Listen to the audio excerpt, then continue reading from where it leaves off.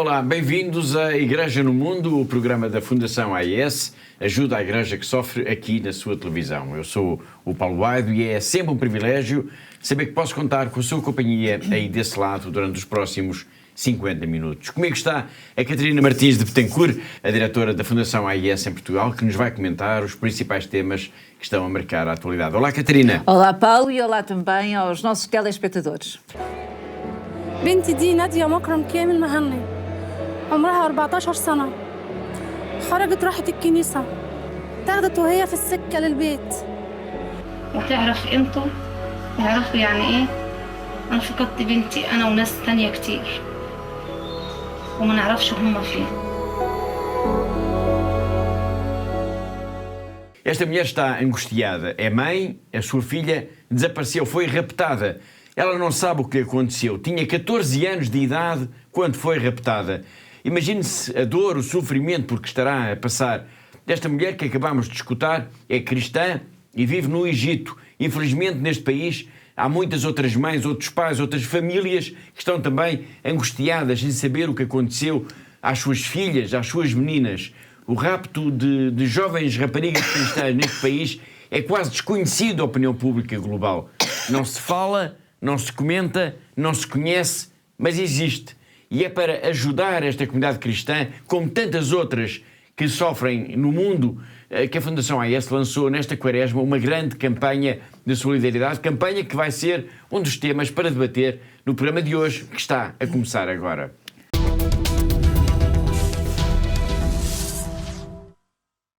Mas vamos começar pela Nigéria e por uma notícia terrível. O assassinato de um sacerdote na diocese de Kafanchan. Um caso que foi conhecido no dia 5 de março. Exatamente, Paulo. Portanto, dia 5 de março, na quarta-feira de cinzas, então, foi nessa madrugada que os responsáveis da diocese de Kafanchan descobriram então o corpo do padre Silvestre Okechukwu, que tinha sido então raptado na sua residência no dia anterior, Paulo. E há alguma razão porque se sabe alguma razão porque é que foi assassinado? Não, neste momento ainda não se sabe nada, Paulo. Aquilo que se sabe apenas é que o padre Silvestre era um padre muito querido na sua comunidade e que num comunicado que foi depois emitido pela diocese, depois de saber da sua morte, claro, é referido então que ele estava sempre disponível para todos, para ajudar, estava sempre acessível e que a sua morte foi um choque não só para a sua família, mas também para a sua comunidade, claro. O assassinato deste sacerdote ocorre num momento particularmente sensível e violento também para a Igreja da Nigéria. É verdade, Paulo, porque o assassinato do padre Silvestre ocorre apenas 2 dias depois de um outro ataque noutra diocese, desta vez na diocese de Oshi, em que um outro sacerdote e também um seminarista foram violentamente raptados, Paulo. Foi um episódio de rapto que envolveu tiros, tiros com a equipa que estava a fazer a segurança na igreja local. Um ataque armado para o rapto de um sacerdote e de um seminarista. Uma história que mostra bem a violência a que se chegou na Nigéria. E, entretanto, há ainda, pelo menos, 2 sacerdotes que continuam desaparecidos depois de terem sido raptados em fevereiro. Exatamente, Paulo. Portanto, esses 2 sacerdotes continuam desaparecidos, ninguém ainda sabe do seu paradeiro. Foram então raptados no dia 22 de fevereiro, na diocese de Yola. E só para os nossos telespectadores, Paulo, terem uma noção da dimensão destes casos de raptos de pessoas ligadas à Igreja na Nigéria, só este ano, Paulo, e estamos a falar entre o início de janeiro e meados de fevereiro, portanto, 5 padres e 2 religiosas foram já raptados neste período, Paulo. Isso significa o quê em relação, por exemplo, ao ano passado? Bom, Paulo, significa que, se nós olharmos para 2024, nós sabemos que houve um total de 13 sacerdotes que foram raptados, todos eles foram libertados, não é? E depois há um outro caso de um padre que foi assassinado, portanto, no decorrer de 2024. Por isso, ao longo de todo o ano de 2024, Paulo, tivemos 14 incidentes graves que foram registados na Nigéria. E agora, em 2025, e estando a comparar apenas com um mês e meio, não é? De janeiro até meados de fevereiro, nós percebemos que o ano está a começar mal e que provavelmente e infelizmente este número irá aumentar face a 2024, claro. De qualquer forma, podemos sempre dizer que para os cristãos a insegurança é sempre grande na Nigéria. Sem dúvida, Paulo, isso é o mais certo que nós temos, não é? Porque a insegurança de facto é grande, os cristãos queixam-se muito sobre esta discriminação, sobre o facto de serem alvo de discriminação e o facto de serem também também perseguidos em várias regiões do país, especialmente na região norte, Paulo, onde o terrorismo, que é da responsabilidade do grupo jihadista Boko Haram, tem estado particularmente ativo nos últimos anos. Obrigado, Catarina. Desde 2022, já 76 padres, religiosas e missionários foram assassinados ou foram raptados na Nigéria. Os sacerdotes tornaram-se, de facto, num alvo para os criminosos. E praticamente todos eles têm uma história para contar. O padre Tadeu Janasigve, por exemplo, diz-nos que até já recebeu mensagens ameaçadoras. De facto, não é fácil ser padre na Nigéria.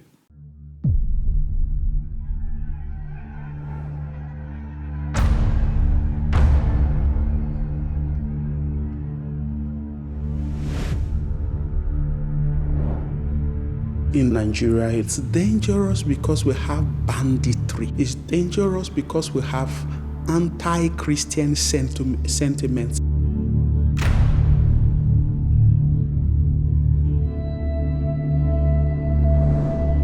Priests were kidnapped and being killed.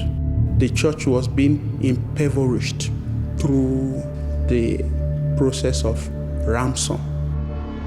I had text messages threatening me that wherever you go, will certainly get you one day. Without a safe means of transportation, the priest becomes target for the bandits and religious assassins. We need a priest because without a priest, there would be no consecration, there would be no Eucharist, and without the Eucharist, there would be no church.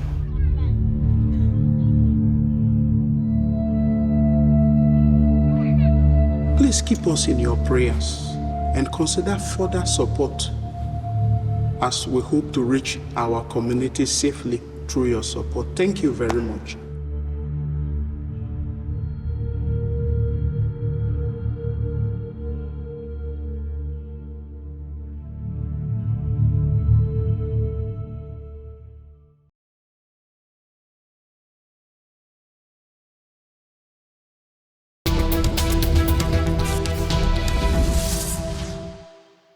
Continuando pelo continente africano e continuando nesta região, vamos agora até aos Camarões. A diocese de Maroa-Mokolo fica situada no extremo norte deste país, perto da Nigéria, e sofre também ataques do Boko Haram, o grupo jihadista que pretende instaurar um califado nesta zona de África. Os ataques têm sido mais esporádicos ultimamente, isso é verdade, mas a ameaça permanece e o medo também. Mas para o bispo Dom Bruno Ateba, a melhor forma de se combater o terrorismo não é pela força das armas, mas sim pela educação. E especialmente, Catarina, a educação dos jovens e das mulheres. É verdade, Paulo. Ainda recentemente este bispo passou pela nossa sede internacional, em Königstein, na Alemanha, e ele salientou exatamente este ponto que o Paulo acabou de referir. Portanto, a importância da educação como forma mais eficaz no combate, e isto a longo prazo, não é? A médio e longo prazo, no combate, então, ao terrorismo.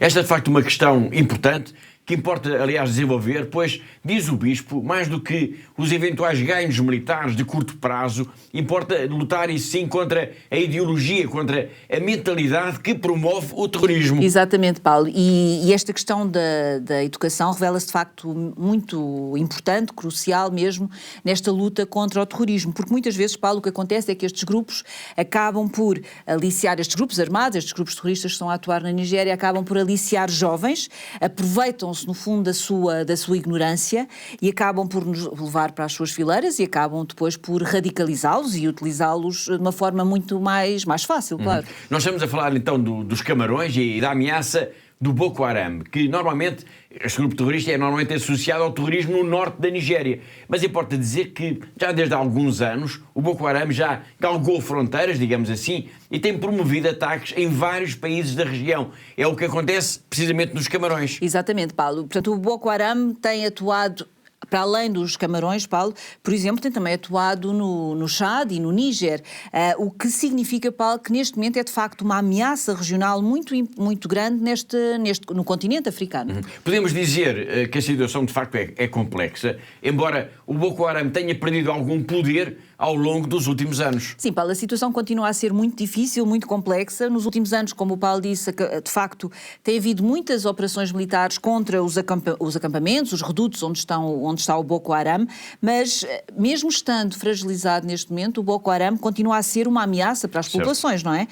E por isso é que o bispo de Marua Makolo não tem dúvidas em afirmar que, de facto, não pode ser através das armas que se vai combater este grupo terrorista e que se vai resolver este problema. Daí que ele diz que é preciso apostar na educação. E se os jovens tiverem uma perspectiva de futuro, se tiverem uma melhor educação, uma melhor formação, será mais difícil para o Boko Haram conseguir então recrutar estes jovens para as suas fileiras. Muito bem, exatamente. Nessa deslocação que falámos à sede internacional da Fundação AIS, o bispo de Marua Makolo gravou um brevíssimo testemunho que vamos já escutar de seguida, em que ele agradece a ajuda dada à sua diocese. Mas antes disso, apenas uma breve nota para lembrar que entre as muitas áreas de apoio da Fundação AIS à Igreja dos Camarões está também a ajuda a campos de deslocados e campos de refugiados, onde vivem pessoas que foram atacadas precisamente pelos terroristas e que tiveram de fugir. É verdade, Paulo. E, de facto, uma das muitas áreas que a Fundação AIS mostra, então, esta sua proximidade para com os cristãos perseguidos, para com a Igreja nos Camarões, é, de facto, através deste exemplo que o Paulo acabou de dar e que é um dos exemplos, que é o apoio, por exemplo, aos campos de refugiados. E dou aqui o exemplo, por exemplo, de Minavao, na paróquia de Zamai, onde vivem neste momento cerca de 80 mil nigerianos, Paulo, que são pessoas que acabaram por ter de fugir da Nigéria para os Camarões, exatamente porque fogem desta violência destes grupos terroristas que atuam na Nigéria.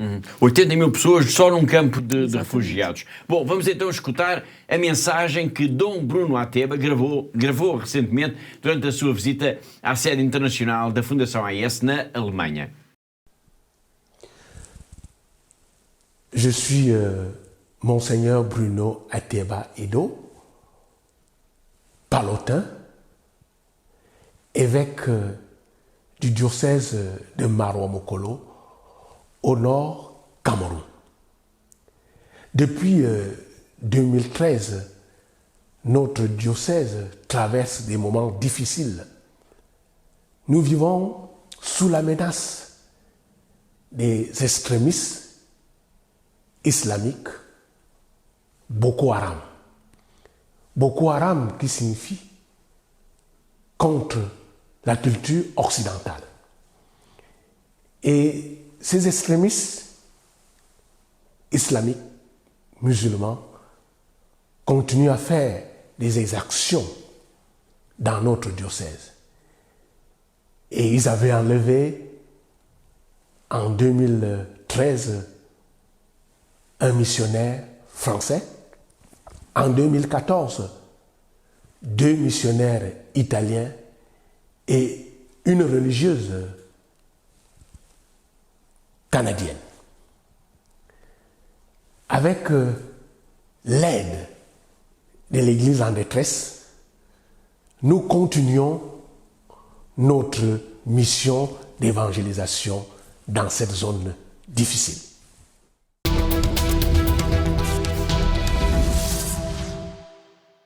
Falámos do Boko Haram e recordo que na segunda parte do nosso programa nós vamos continuar a escutar na grande entrevista o bispo de Maiduguri, uma diocese situada no norte da Nigéria e que tem sido uma das zonas mais fustigadas pela violência deste grupo jihadista. Bom, mantendo o foco agora na questão da educação, falámos agora da educação, vamos até ao Sudão do Sul, um país onde está em missão uma religiosa portuguesa, a irmã Beta Almendra, e onde ela desenvolve precisamente um trabalho notável no ensino de jovens raparigas. Ela está na diocese de Uau e muitas destas raparigas, se não fosse a ajuda da Igreja, ficariam mesmo de fora, Catarina, do sistema de ensino. É verdade, Paulo. E, de facto, a vida no Sudão do Sul é muito difícil. É um país que está a atravessar uma crise imensa, está a acolher milhares e milhares de refugiados que vêm do vizinho Sudão, por causa da guerra que se vive, mas para além disso, Paulo, para além de estar a acolher estas pessoas que vêm do Sudão, ele também, o próprio Sudão do Sul, é um país muito pobre e as famílias têm muitas dificuldades na sobrevivência do seu dia-a-dia. Exato. A irmã Beta Almendra fala-nos dessas dificuldades das famílias que mal têm, por exemplo, dinheiro para pagar as propinas da escola dos seus filhos. Exatamente, Paulo, e isto acaba por deixar muitos jovens fora do sistema de ensino, particularmente muitas raparigas, não é? De fora então do sistema de ensino. E é aí então, Paulo, que entra a irmã Beta e entra a sua comunidade, as irmãs combonianas, que estão ao serviço então nesta diocese do Sudão do Sul, e estas irmãs, Paulo, estão especialmente preocupadas então com o destino, com a sorte destas jovens raparigas do Sudão do Sul, e por isso, com muito esforço, com a ajuda da Fundação AIS também, lá têm conseguido, de facto, estas irmãs têm conseguido ajudar que algumas destas jovens consigam chegar até à universidade. Até à universidade. Pode parecer pouco, mas para já são 100 raparigas a frequentar o ensino superior, o que por ali, na Diocese do Au, no Sudão do Sul, é mesmo um número impressionante. É um grande desafio que eu sinto da minha parte, porque também trabalho na pastoral e na educação e encontro todos estes jovens que querem estar na escola, querem ir para a escola, querem estudar e não podem, não conseguem porque os pais não têm dinheiro para pagar as propinas. E então, realmente, e quem fica em casa, muitas vezes, e claro, são as meninas. Os rapazes quase sempre têm mais sorte e conseguem ir para a escola. Há mais algo que tem. Agora as meninas ficam em casa a cozinhar, a limpar, a cuidar dos irmãos mais novos e assim é a vida delas. Por isso estou contente também porque vou conseguindo apoiar algumas jovens, apoio com a vossa ajuda, apoio 100 jovens. Algumas já vão para a universidade, outras estão na escola secundária e poucas na primária, porque a escola primária é mais barata, então tento realmente apoiar as jovens na universidade e na secundária, na escola secundária.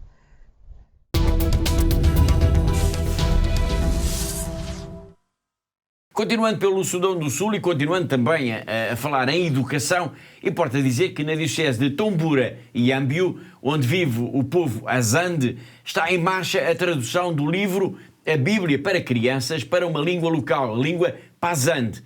E com esta já são cerca de 200 de línguas, Catarina, em que este livro da Fundação AIS está traduzido. É verdade, Paulo, e é de facto um número extraordinário, é impressionante, porque, e podemos dizer, Paulo, que é mesmo um caso seguramente de sucesso a nível editorial, porque este nosso livro, então, A Bíblia para Crianças, que na verdade chama-se Deus Fala aos Seus Filhos, Paulo, já foi traduzido para cerca de 200 de línguas, como o Paulo acabou de referir, e tem uma tiragem global, Paulo, que já ultrapassa os 51 milhões de exemplares. 51 milhões de exemplares, e agora prepara-se mais uma edição, neste caso para uma língua local no Sudão do Sul. Exatamente, portanto é uma edição na língua Pazande, que é então falada não só no Sudão do Sul, mas também em certas regiões, Paulo, da República Democrática do Congo e da República Centro-Africana. Portanto, este projeto nasceu, podemos dizer, do sonho de um sacerdote belga, de um missionário belga que está nesta região, o padre Stéphane Leclerc, que está então no Sudão do Sul e que está neste momento a liderar a equipa que está a fazer a tradução desta Bíblia para as crianças. Este livro, é importante também sublinhar este ponto, este livro desempenha um papel muito importante, obviamente para o trabalho da catequese da Igreja, mas é também uma ferramenta muito útil para a própria alfabetização destes povos, porque muitas vezes este livro é mesmo o único livro que existe em muitas casas. Precisamente, Paulo, e esse é um ponto muito importante que nós devemos focar aqui. E neste caso concreto, esta diocese Tombura e Yambiu, por exemplo, quase 95% da população é analfabeta. Portanto, este livro acaba por assumir um papel crucial e que vai permitir então às crianças não só aprenderem a ler, mas também aprenderem a rezar, e isto tudo na sua própria língua materna, que é muito importante. Exatamente. A Bíblia para Crianças é de facto um projeto fantástico que tem crescido imenso e que, graças à Fundação AIS, se transformou num aliado fundamental da Igreja na evangelização dos mais novos, mas também, como já dissemos, no combate ao analfabetismo. Nós falámos do projeto de tradução deste livro para uma língua local na diocese de Tombura e Yambiu, mas em muitas outras dioceses já é possível encontrar grupos de crianças em volta do catequista que lhes vai apresentando as histórias da Bíblia. É o caso da diocese de Rumbeck, onde vamos encontrar o catequista Alfredo Ajung e também a irmã Maria Goretti.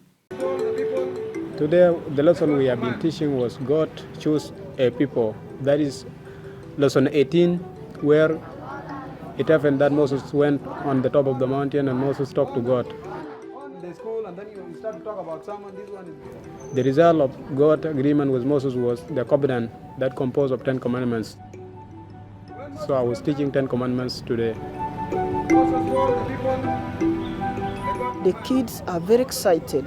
It's their first time to see, especially pictures. The pictures are interesting. Like when they see Abraham, trying to offer Isaac. When they see Jesus laying hands on some people. When they see the angel speaking to Mary. So they are excited. They ask, who is this? What is he saying? What is she saying? So those pictures are making them remember what they are reading in the books. With Child Bible, you will see that all children are growing with respect. First of all, if they adopt 10 commandments, either in their local language or they read in the Bible, they will be able to respect themselves. And with respect, they will develop their skills and way of life. So it means this is a task and a book that shows them the path to studies.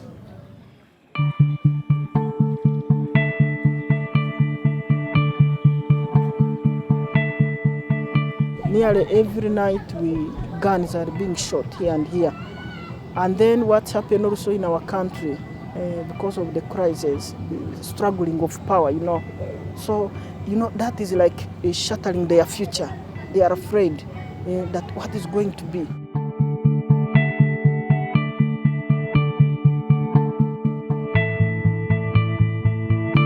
Using this book, then we give them hope. We are able to tell them, don't worry, your life is in the hands of God. We are trying our best to build their spirituality as to grow up positively, to know that life is not all, about war, about dying, about fighting. No, we are telling them life is to be lived joyfully. If we teach children here through this book, they can be able to be truth speakers and they can be able to know the word of God, sincerely speaking. So the thanks goes to the donors and the thanks goes to God also who give you wisdom to bring out this book. Thank you.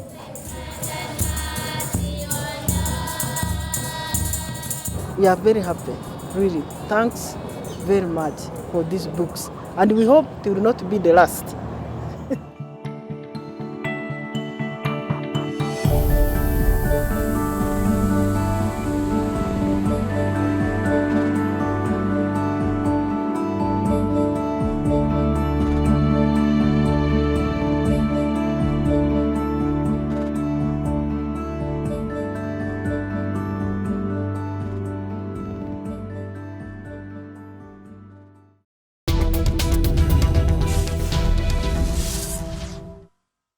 Estamos quase a chegar ao intervalo do nosso programa, mas antes disso é importante lembrar que está em curso aqui em Portugal uma campanha de apoio aos cristãos em Gaza. Uma campanha de apoio às centenas de pessoas que continuam a viver na paróquia da Sagrada Família e ao cuidado do padre Gabriel Romanelli. São 500 pessoas, mais umas dezenas de crianças com deficiência que precisam de ajuda para a sobrevivência no dia-a-dia. Agora, nos próximos 40 segundos, vai perceber porque é que um gesto seu de solidariedade pode fazer toda a diferença. No meio da destruição, morte e sofrimento em Gaza, a paróquia da Sagrada Família é o único lugar de esperança. Mais de 500 famílias estão ali abrigadas, tal como dezenas de crianças com deficiência. A situação é terrível e o padre Gabriel Romanelli, pároco de Gaza, pede a ajuda da Fundação AIS. Está nas nossas mãos a vida de todas estas pessoas. Por favor, ajude-nos a ajudar. Ligue-nos para o 217-544-000 ou visite-nos em fundacau-ais.pt.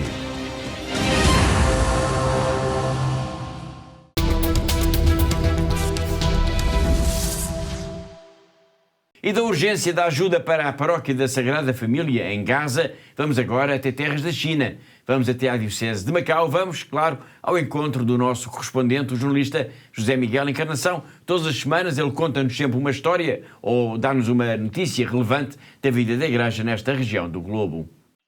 Depois da quarta-feira de cinzas, os católicos de Macau voltaram a reunir no fim de semana para uma das maiores tradições e mais antigas aqui em Macau.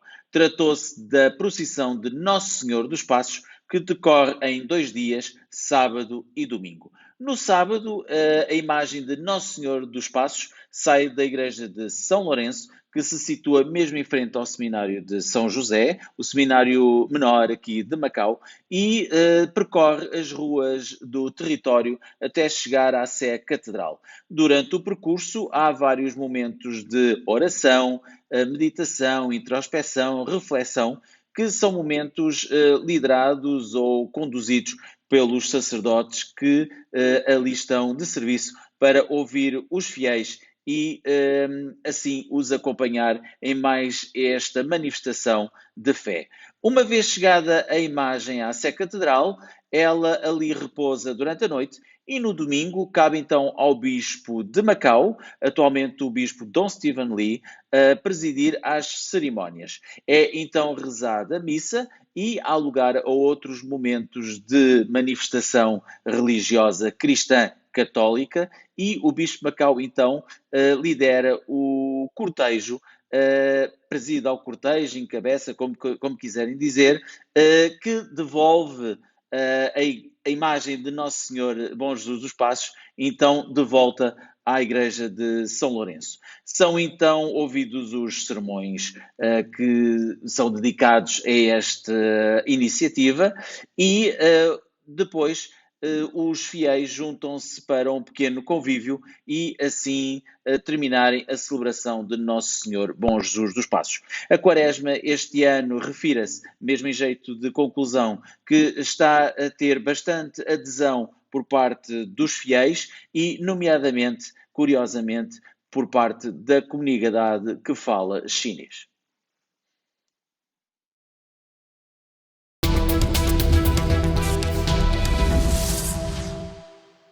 Foi o José Miguel Encarnação, o nosso correspondente em Macau, na China, e assim chegamos ao fim da primeira parte do nosso programa. Na segunda parte, nós vamos falar dos raptos das crianças, das raparigas cristãs no Egito, uma realidade que é praticamente desconhecida e que mostra como esta comunidade religiosa continua, de facto, a viver tempos muito difíceis. E vamos retomar também a grande entrevista com o Bispo de Maiduguri, na Nigéria, que hoje nos vai falar até de Nossa Senhora de Fátima. Mas vamos ter, portanto, muitos temas para conversar, nomeadamente também a proposta de oração da Fundação AIS para esta Quaresma. E digo apenas isto, que vai ser algo que inspirou o Mel Gibson a fazer o filme A Paixão de Cristo. Para descobrir tudo, depois de um breve intervalo. Até já!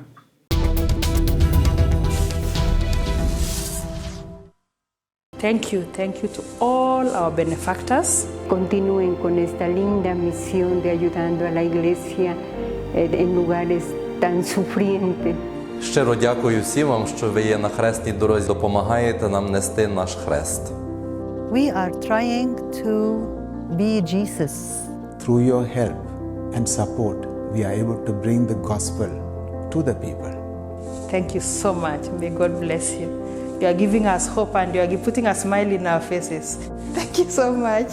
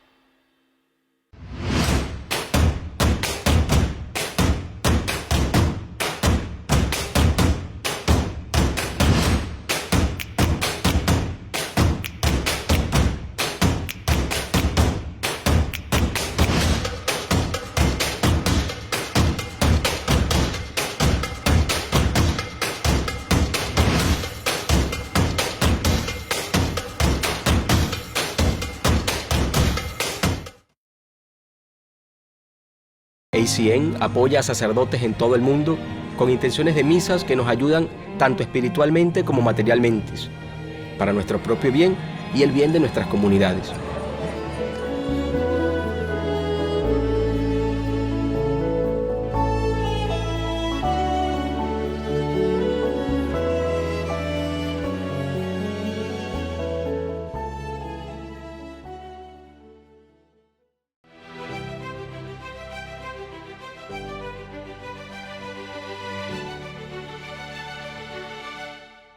We have very beautiful house because you support us. So thank you very much. Thank you.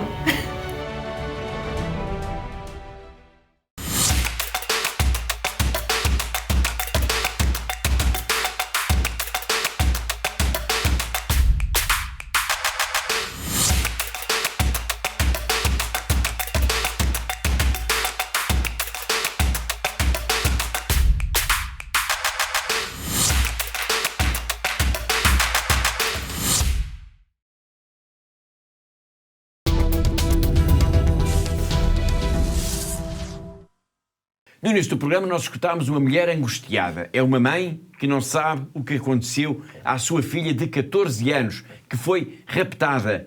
Imagina-se a dor e o sofrimento por que estará esta mulher a passar. Esta mulher é cristã e vive no Egito.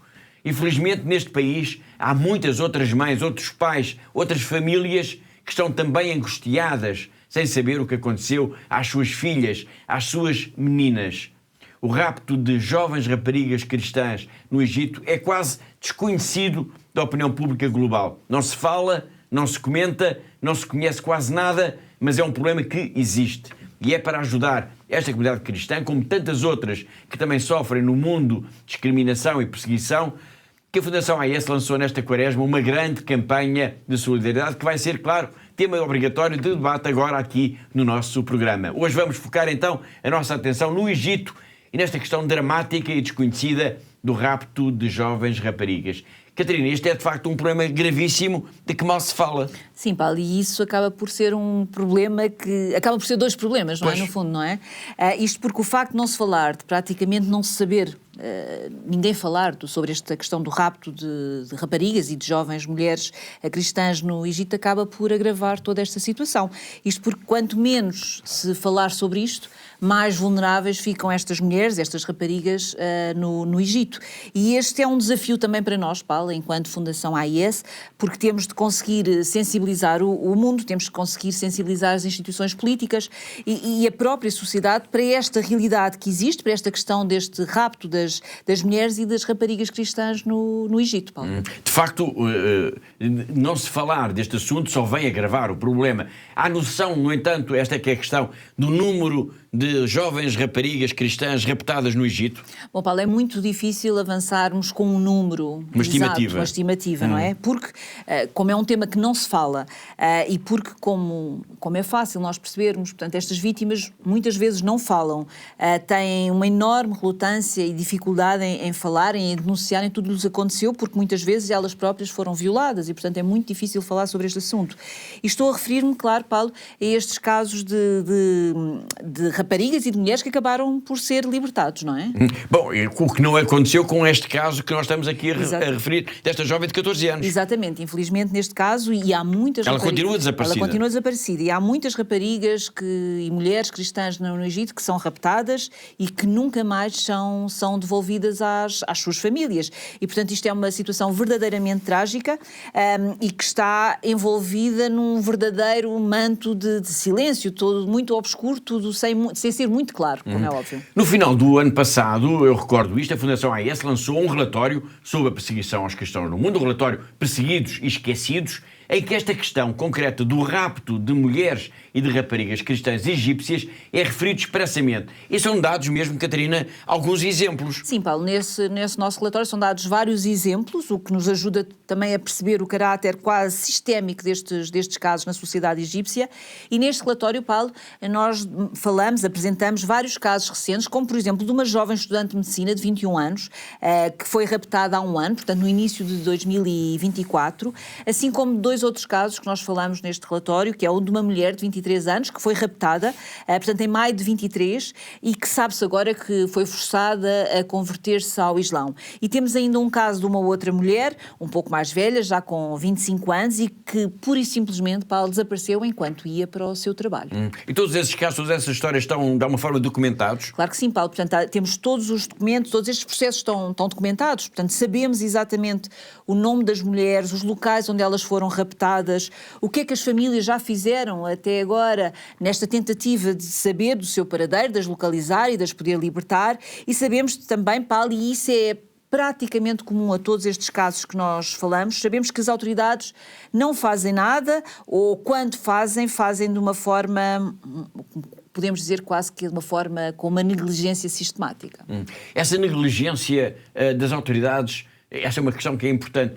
De alguma forma, é uma outra face desta moeda da violência e da perseguição contra as mulheres cristãs no Egito. Podemos dizer isto? Sem dúvida, Paulo, podemos dizer isso sem dúvida. Portanto, podemos dizer que há de facto uma cultura de abuso, não é? Uma cultura de violência, de desprezo relativamente aos cristãos, em vários setores da sociedade egípcia, e isto reflete-se também aqui neste ponto do comportamento das autoridades relativamente a esta questão. Portanto, no relatório que o Paulo referiu, não é? Do Perseguidos e Esquecidos, diz-se mesmo que há provas de que há um rapto sistemático de raparigas cristãs por gangues e que há agentes da polícia que estão também envolvidos nestes raptos, nestes esquemas, para dizerem, por exemplo, para darem oficialmente, como por exemplo, que estas raparigas são dadas como desaparecidas e não como raptadas, o que muda completamente a situação delas, e que acaba por também desvincular as autoridades a qualquer caso que possa haver relativo a estes processos, não é? Portanto, a partir do momento em que se diz que uma rapariga está desaparecida, já não é rapto, portanto... O envolvimento das autoridades é outro, acaba, não é? E o que também acaba por tornar também muito mais difícil também todo o trabalho, todos os esforços que as famílias fazem para conseguirem salvar as suas filhas, as suas meninas que foram raptadas, Paulo. De facto é terrível tudo isto. Sim. Nós estamos a falar então do rapto de raparigas e de jovens mulheres cristãs no Egito, uma situação que a Fundação AIS denuncia e para a qual chama também a atenção dos portugueses nesta campanha que está a decorrer nesta quaresma deste ano. Uma campanha em que se fala da perseguição aos cristãos em vários países, um deles é o Egito, mas não só. Na peça que vamos ver já de seguida, vamos abordar também situações terríveis que são vividas pelos cristãos no Iraque, na Síria e também no Líbano.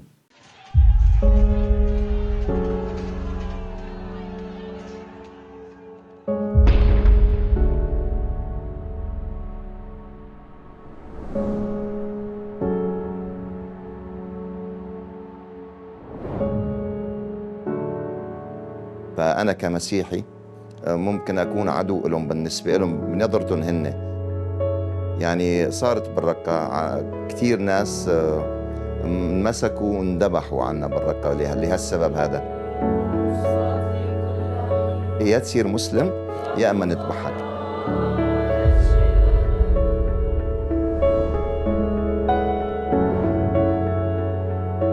Many were killed just because we have our religion written in our IDs. Masihi, it means a Christian. This is a priest, Father Raghid Ganni. Father Raghid and the 3 deacons were murdered. On the wall of the church they wrote, "There will be no Christianity in Iraq anymore." They were trying to force us to deny our faith.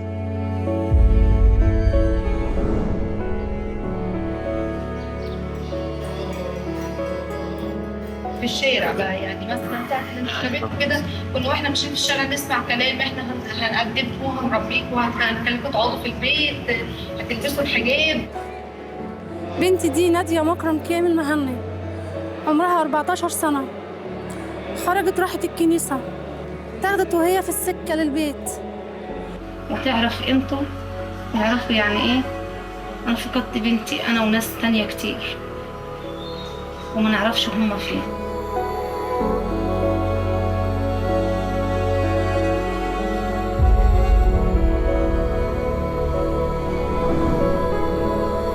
نحن ما عشنا حياتنا مزبوط، انظلمنا كتير، عشنا طفولتنا خوف ورعب ما نقدر يعني حريتنا معنا، وهلأ كمان هيدا الجيل عم بيعيش أكتر ما نحن عشنا. هلأ وضع المسيحية إنه منيح بس منه زيادة، بس الله يعني ويسوع معنا.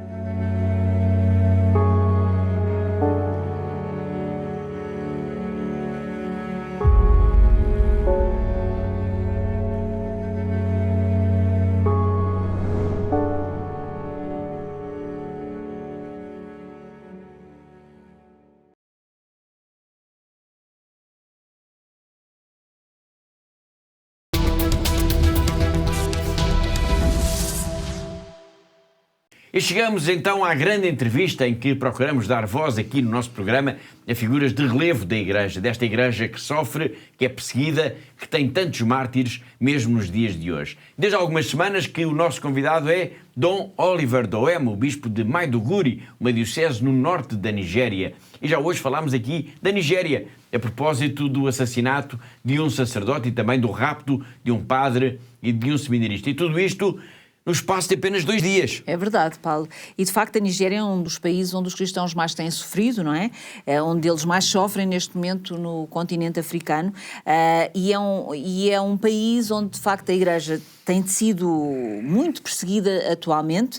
E é importante, Paulo, nós termos esta noção de que ninguém está a salvo e que esta violência dos raptos atinge toda a comunidade e que podemos dizer que na Nigéria ninguém está a salvo, não é? Digamos assim desta forma, porque podemos ser um simples leigo, crente, que está na igreja a rezar, podemos ser um padre, podemos ser uma religiosa ou até podemos ser um bispo. Neste momento ninguém está a salvo que esteja ligado à igreja. Não é? E é precisamente neste contexto de perseguição violenta e muito especialmente no norte da Nigéria, onde atua o grupo terrorista Boko Haram, que os cristãos mostram uma enorme coragem e são por isso também um exemplo para todos nós. Bom, mas voltando agora à nossa atenção para a entrevista com o bispo Doem, hoje ele vai falar de Fátima. É verdade, Paulo, é um momento nesta grande entrevista que nos diz muito a nós, não é? Portugueses, particularmente porque ele fala, de facto, o bispo de Maiduguri fala efetivamente de Nossa Senhora de Fátima e fala do culto que existe a Nossa Senhora de Fátima, que é muito forte em África, nomeadamente nesta região da Nigéria, Paulo. Nesta região da Nigéria. E o bispo acredita que, com a ajuda de Nossa Senhora de Fátima, será possível acabar com o reino do terror do Boko Haram, mas também de outras organizações violentas que existem na Nigéria, como é o caso dos Fulani, que também atacam muito os cristãos na Nigéria. Na Nigéria, sim, claro. É isso. De facto, Dom Oliver Doem diz que se Nossa Senhora já ajudou neste momento a diminuir e muito a violência que existe, esta violência terrorista que existe no norte da Nigéria, também vai contribuir para acabar ou para diminuir bastante esta violência que existe por parte dos pastores nómadas Fulani, que é um grupo que são muçulmanos, pastores muçulmanos, e que estão cada vez mais radicalizados e que têm tido têm feito um ataque sistemático aos agricultores cristãos. Muito bem, obrigado. Vamos então ao encontro de Dom Oliver Doem, o bispo de Maiduguri, na diocese do norte da Nigéria, que hoje nos vai falar então da importância de Nossa Senhora no combate ao mal. You need to go to our Mother Mary.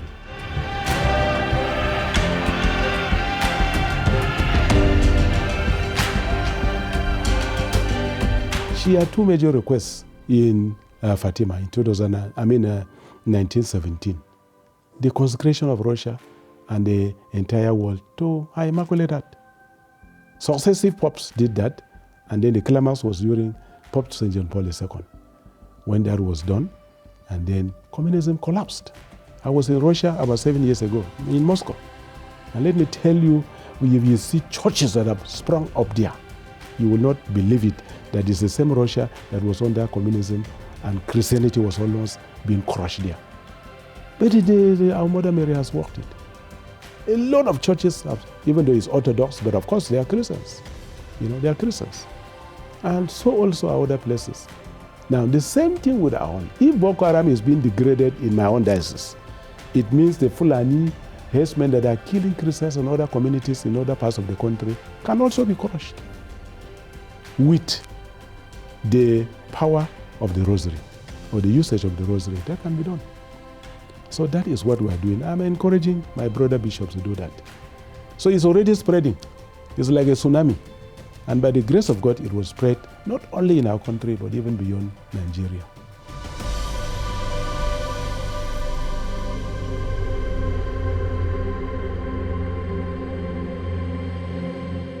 Well, I thank God. As you can see, people say I'm a very joyful bishop, that I'm full of joy, and it's true. I carry out my duties joyfully. Of course, my major preoccupation is prayer. Prayer. Because that is the source of our strength.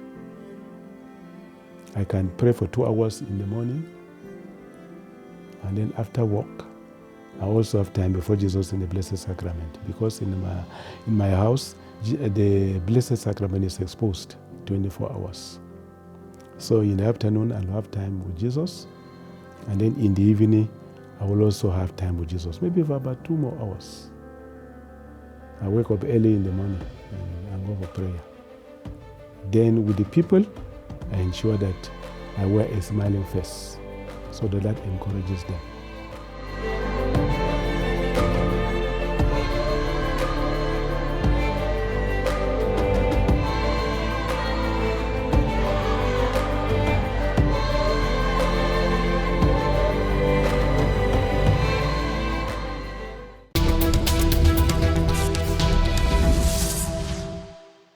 Foi Dom Oliver Dueme, o bispo de Maiduguri, na Nigéria, na grande entrevista aqui no nosso programa Igreja no Mundo.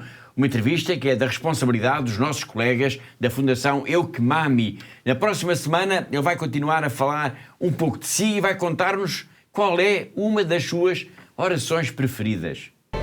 Another form of prayer that I really cherish is what we call Thank You Jesus Rosary. It's a wonderful form of prayer. And it emanates from the experience of the Archbishop that ordained me a priest.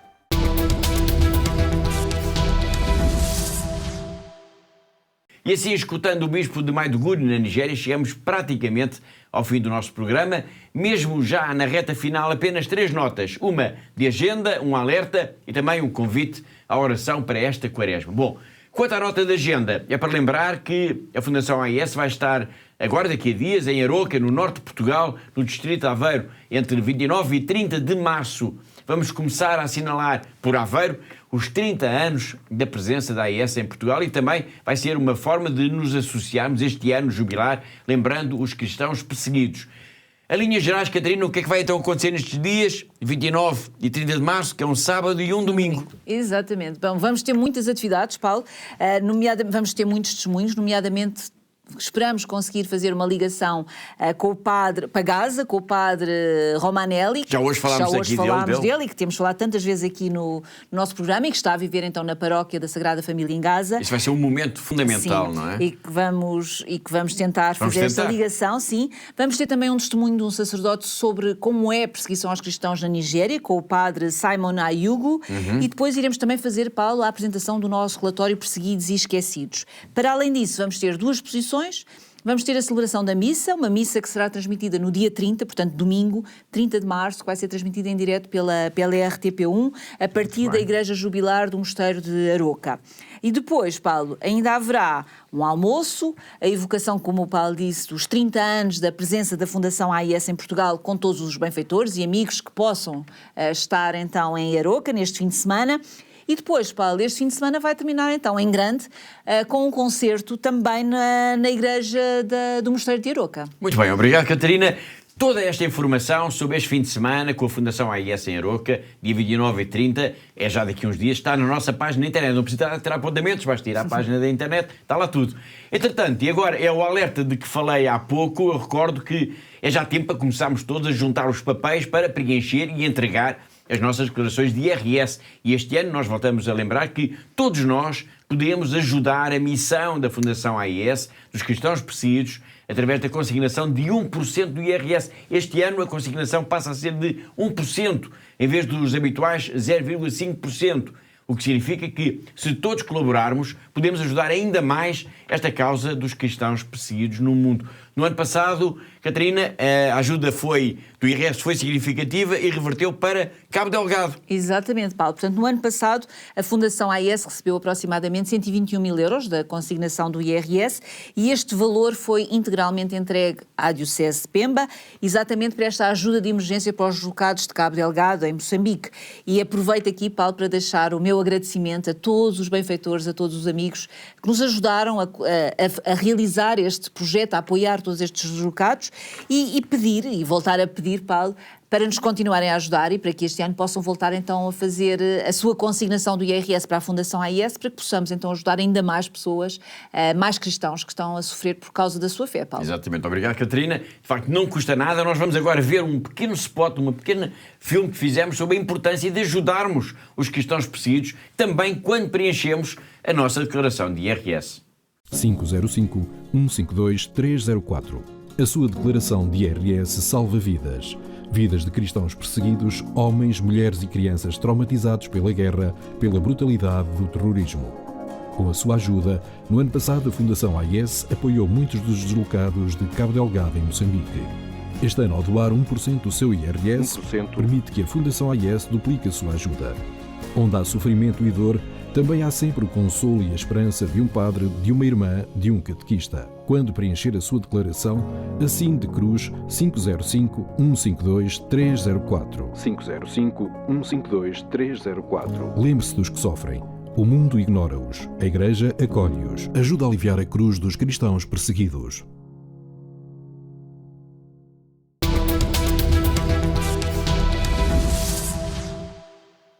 E assim, mobilizados para ajudar os cristãos perseguidos através da consignação de 1% do nosso IRS, chegamos praticamente ao fim do programa de hoje. Falta apenas o convite à oração nesta quaresma de que falei há pouco. O padre António Lázaro, que é o assistente eclesiástico internacional da Fundação AIS, tem uma pequena mensagem para si, que é um convite para, nesta quaresma, levar esperança a quem mais precisa.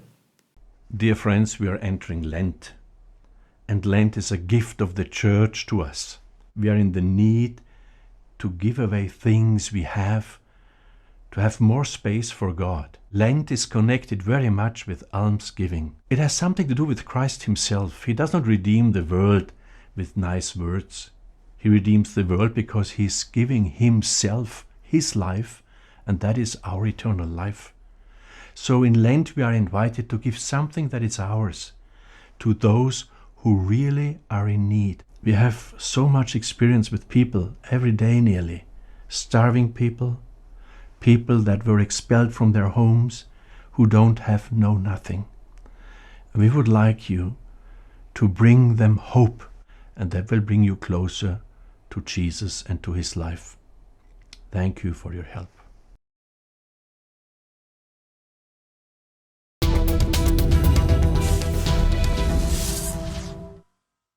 Foi o padre Lázaro, o assistente eclesiástico internacional da Fundação AIS, a convidar-nos a todos para nesta quaresma levarmos esperança a quem mais precisa. E porque estamos na quaresma, e agora sim, mesmo a fechar o programa, importa ainda lembrar que a Fundação AIS tem, para quem o desejar, uma proposta para meditações.